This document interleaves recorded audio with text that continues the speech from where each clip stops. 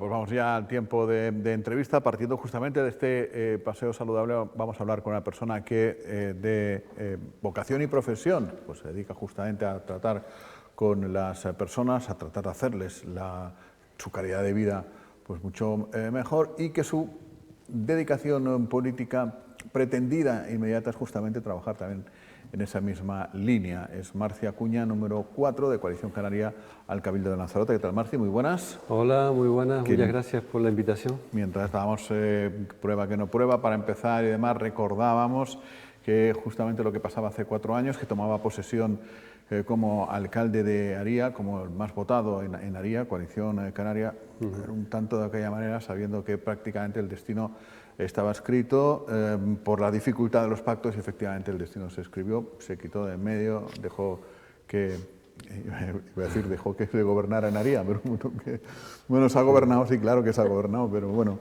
en fin, de muchas maneras distintas, eso no estaba en los planes, no estaba. Y regresa a la actividad política, digamos, en este caso al Cabildo de Lanzarote. ¿Cómo ha sido esa experiencia vital de montaña rusa, de abandonar, bueno, un poco decepcionado, me imagino, en Aría, a regresar ahora al Cabildo?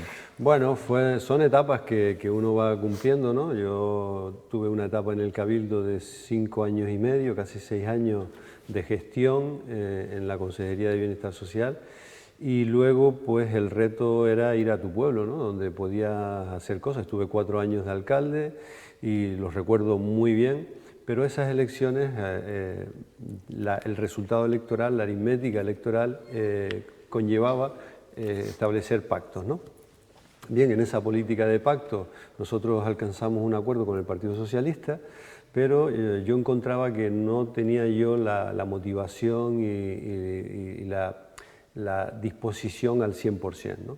Entonces, ante eso tomé la decisión por cuestiones personales, también tenía otras necesidades en el ámbito más familiar y personal que atender, y entonces pues decidí dar ese paso a un lado, con la idea de que bueno, pues, se fuera construyendo una alternativa bueno, sólida y demás.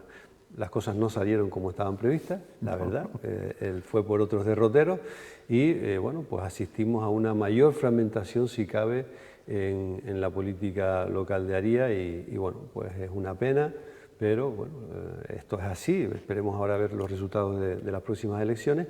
Y en mi caso, pues me he implicado ahora, o me estoy implicando, pues por la ilusión que me genera este proyecto encabezado por Osvaldo Betancor, que me ha trasladado o me ha transmitido esa motivación, esa ilusión por incorporarnos otra vez al Cabildo, y especialmente yo, pues en el área de bienestar social, creo que las cosas se pueden hacer bastante mejor de cómo se han hecho, y bueno, creo que puedo aportar todavía mi granito de arena a esa construcción de un estado de bienestar sólido y con fundamento, ¿no?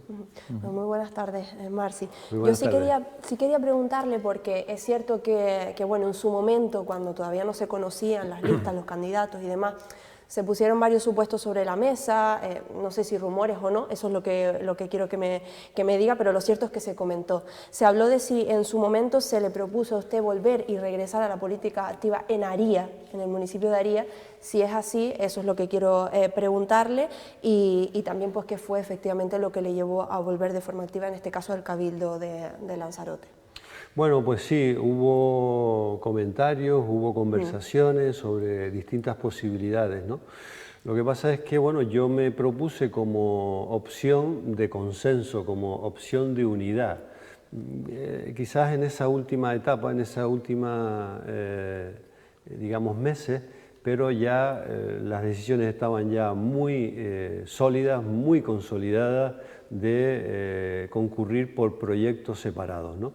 Entonces, ante eso, pues bueno, pues respetable. Yo simplemente pues lo que hice fue intentar aglutinar ese voto nacionalista único que se dispersa por cuestiones, creo que más bien personales, y que obedecen a cuestiones de diferencias personales, pero no de proyecto político. Y bueno, intenté aportar mi granito de arena ahí también, no pudo ser. Y luego fue cuando me plantearon pues esa opción de ir al Cabildo, y bueno, después de varias conversaciones con Osvaldo, pues me impliqué Pues sencillamente porque creo y conozco el área muy bien, lo gestioné durante varios años. Llevábamos un rumbo de creación de plazas sociosanitarias, de consolidación de un modelo muy centrado en las personas, y creo que ese rumbo que llevábamos en la Consejería de Bienestar Social se truncó especialmente en este último mandato. Y las noticias que hemos escuchado en estos últimos 4 años son de ruido, de bronca, de desencuentros, más que de propuestas y de crecimiento en esta área, tan importante como es el cuidado de las personas, el cuidado de las personas más vulnerables, ¿no? Y por eso vuelvo, porque creo que se pueden hacer las cosas bastante mejor. ¿Cree usted que las personas a las que se atiende por parte de, en fin, de las empresas o entidades a las que pertenece, que el Cabildo tiene, digamos, subcontratadas o encomendada la gestión, las personas están recibiendo una peor asistencia ahora que antes? En algunos aspectos creo que sí, y no lo digo yo, lo dicen los propios familiares, ¿no? El ejemplo primero es el de AFA. AFA es una entidad que lleva 25 años gestionando el Alzheimer en Lanzarote, y en el último 2 meses se cambió esa concesión que tenía AFA del centro de día y de la residencia de las Cabreras por una empresa externa, y en estos 2 meses o 3 que lleva la nueva empresa ya ha generado quejas por parte de los familiares dirigidas a que hay menos personal, hay menos atención, y por lo tanto la calidad asistencial ha bajado de forma importante. Yo espero que esos temas se corrijan y que el Cabildo pues esté ahí y exija a la empresa que cumpla con los pliegos y que cumpla con ese mandato. Nosotros la idea que tenemos es utilizar el concierto social. Hay entidades en Lanzarote como son el CRIBO, AFA, Adislan, que son entidades que tienen sedes propias, que tienen la posibilidad de establecer concierto social con el Cabildo. Creo en ese modelo de colaboración entre entidades e institución para dar un mejor servicio. Simplemente hay que explorar esas posibilidades y utilizar el concierto social, porque creo que es lo que están demandando los usuarios, las familias, y creo que nos da más rentabilidad social, más calidad en el servicio utilizando esta vía, ¿no? Es una decisión que nosotros tenemos clara, y lo que no entendemos es por qué este Cabildo se ha empeñado, o este grupo de gobierno, se ha empeñado en no utilizar este recurso cuando está disponible, ahora sí, es una ley, hay un reglamento, y por lo tanto, si todos son ventajas de explorar esa posibilidad, pues no sé por qué vamos a la concesión externa, a la privatización de servicios, que es una modalidad, pero creo que habiendo otras, se deben también tener en cuenta, ¿no? Igual que en otras islas se hace. Antes, sin embargo, Marci, antes de tomar esa decisión final de optar por una cosa o por otra, el Cabildo siempre la respuesta que ha dado es que, bueno, se ha tardado en poner todo en orden, digámoslo así, no voy a utilizar términos técnicos y demás, pero por decirlo de alguna manera, de ponerlo todo en orden precisamente por cómo venían las cosas haciéndose antes. Especialmente me centro en Adislan porque es lo que más han subrayado desde el Cabildo, ¿no? Claro, pero eso parece más bien una excusa que una realidad. Esto se viene haciendo, Adislan tiene más de 50 años de existencia. Existía antes de que las propias instituciones tuvieran un área de servicios sociales.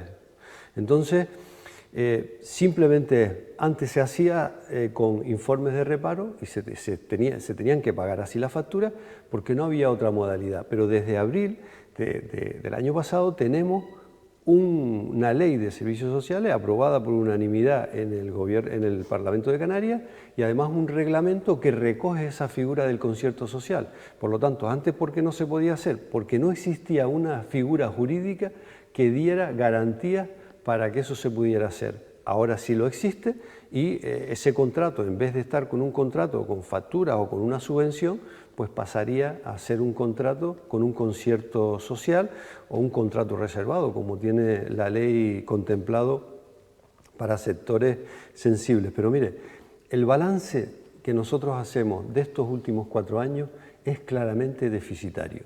A principios de la legislatura se anunció una cosa que a mí me parece ideal, que es unificar la ayuda a domicilio de toda la isla de Lanzarote. No puede ser que un mayor dependiente que viva en Las Breñas o un mayor dependiente que viva en Playa Honda reciba un servicio de calidad totalmente diferente, porque el ayuntamiento de turno no puede cubrir una baja, porque no tiene el servicio bien establecido, etcétera, etcétera.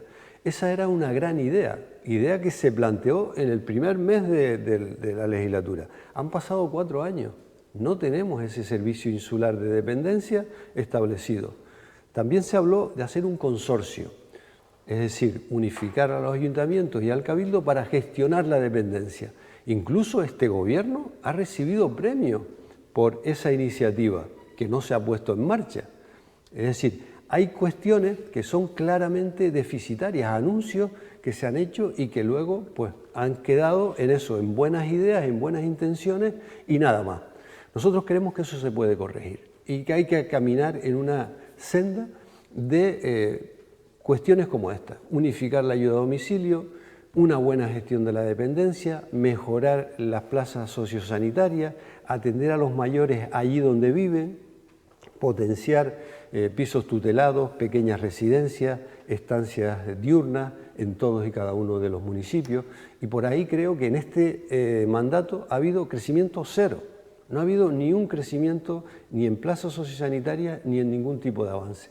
La residencia de Taíche, otro anuncio que se hizo, se puso la primera piedra, hay un contencioso con la empresa concesionaria que no se ha resuelto, pero es que no podemos esperar eternamente a la resolución de un contencioso. Simplemente se resuelve y usted sigue con la licitación. El resultado es que esa obra para la que había financiación la tenemos ahí simplemente esperando a que se pueda hacer. Y creo que esas cosas simplemente es voluntad, empeño y sacarlas adelante. No, iba a decir que no, porque siempre pregunto lo mismo, porque al final también es algo que siempre que se le pone sobre la mesa a quienes gobiernan, dicen lo mismo, ¿no? ¿No le convence a usted que haya habido 2 años de pandemia de por medio? ¿No le parece excusa para haber paralizado ciertas obras? En el área de bienestar social o de derechos sociales, como se llama ahora el área del Cabildo, ha habido una falta de liderazgo. Recordemos que han habido 2 consejeros en esa área. Primero estuvo Marcos Vergá, hasta casi la pandemia, creo, más o menos por ahí, y luego hubo un cambio, una remodelación de gobierno con otra nueva consejera, Isabel Martín. Bien, creo que eso es un problema también. En este área hay que tener mando, hay que tener firmeza y hay que tener un liderazgo claro para acometer todos los proyectos que se tienen que acometer. Ese tiempo de pandemia, por supuesto que afectó, y redobló los esfuerzos y exigió un esfuerzo extra a la administración, y creo que hay que tenerlo en cuenta.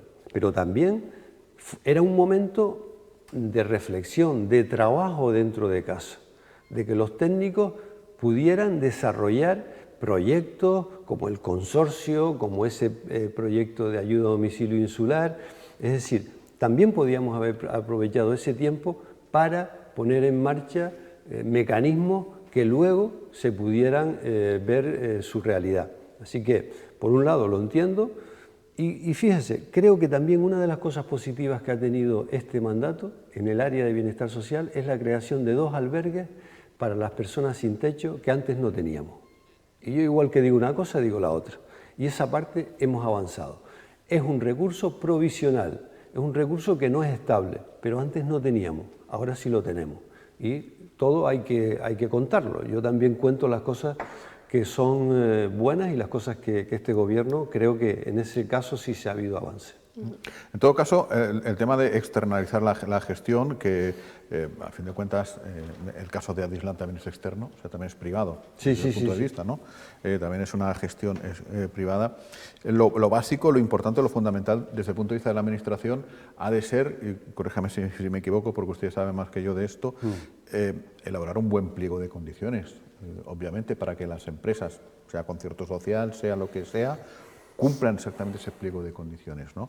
Citado el caso de AFA y las primeras quejas, ¿usted ha leído el pliego de condiciones y en todo caso ¿Es un buen pliego de condiciones, un pliego de condiciones regular? ¿Lo está incumpliendo la empresa? No. ¿De quién sería culpa, entre comillas, que el usuario reciba un mal servicio? ¿De quien ha elaborado el pliego de condiciones o de quien incumple un buen pliego de condiciones? Bueno, el pliego de condiciones ya nace con una crítica importante, y es que se pone una exigencia de garantía económica desmesurada. Y la ley no te obliga a poner una cantidad de garantía de 2 millones de euros para poder optar a la licitación, que es la queja que hacía AFA. Es decir, no me pongas un límite que yo no voy a poder pasar.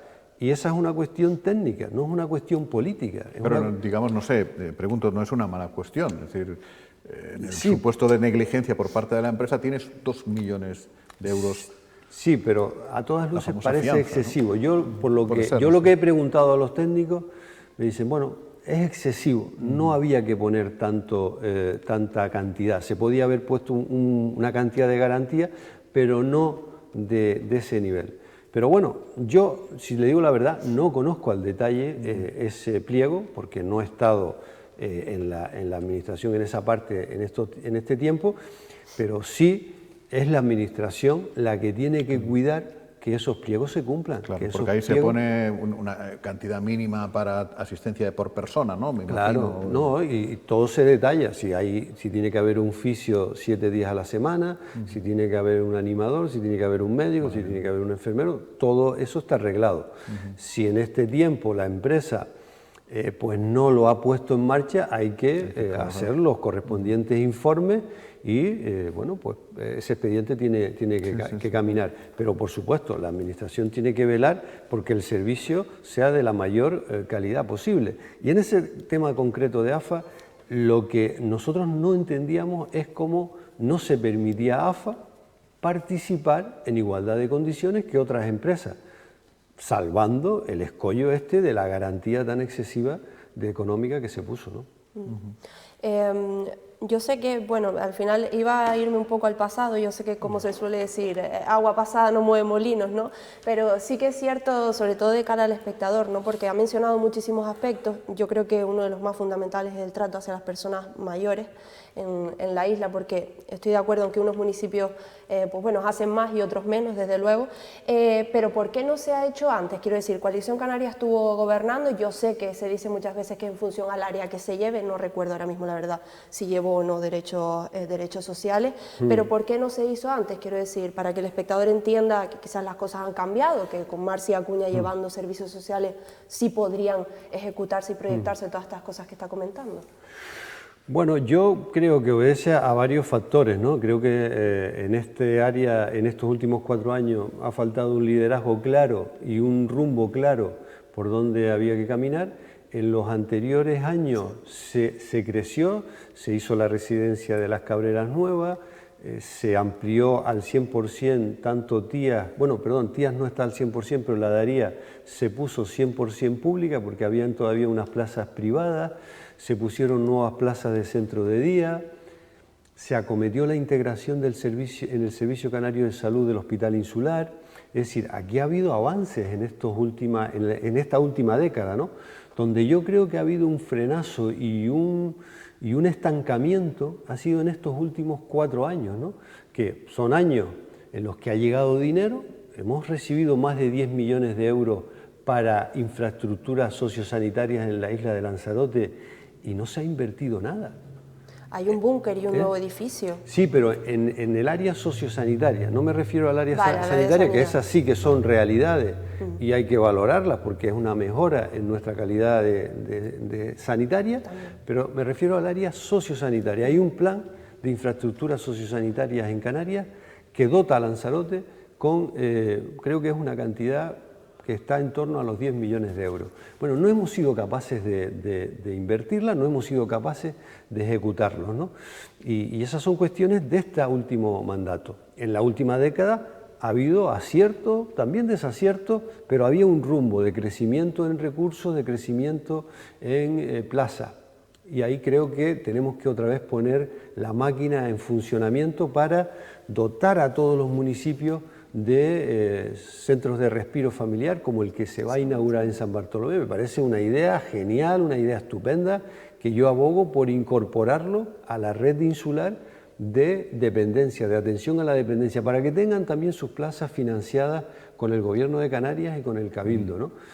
Y en ese terreno tenemos que seguir. Lo que te dice los países más desarrollados es: hay que atender al mayor en su domicilio, hay que atenderlo lo más cerca posible de su contexto, y para eso hacen falta centros de respiro familiar, centros de día, cuestiones de este tipo que creo que no hemos crecido en los últimos años. Por lo que iba a decir que por lo que escucho, creo que estaría de acuerdo conmigo en lo que suelo ser yo, un asunto en el que suelo ser muy pesada, que es volver a esa mesa insular en el Cabildo de Lanzarote. Es que suelo ser muy pesada con ese tema. Bueno, pues le agradezco que me lo diga, porque una de nuestras propuestas es crear un consejo insular de entidades con el tercer sector, los 7 ayuntamientos y el Cabildo, tipo reserva de la biosfera, pero para hablar de otras cuestiones que tienen que ver con la atención y en estos recursos más sociales, ¿no? A la atención a los más vulnerables. Ese consejo y la mesa de acción social que teníamos en el Cabildo, en la época en la que yo estuve de consejero, nos reuníamos con los ayuntamientos periódicamente, cada 3 meses teníamos una reunión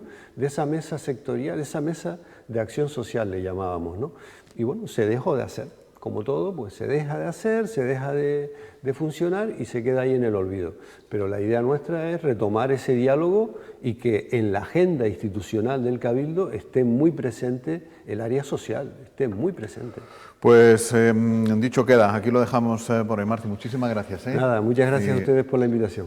Bienvenido al negocio. Bueno, si es que se puede llamar negocio esto. Bueno. Gracias.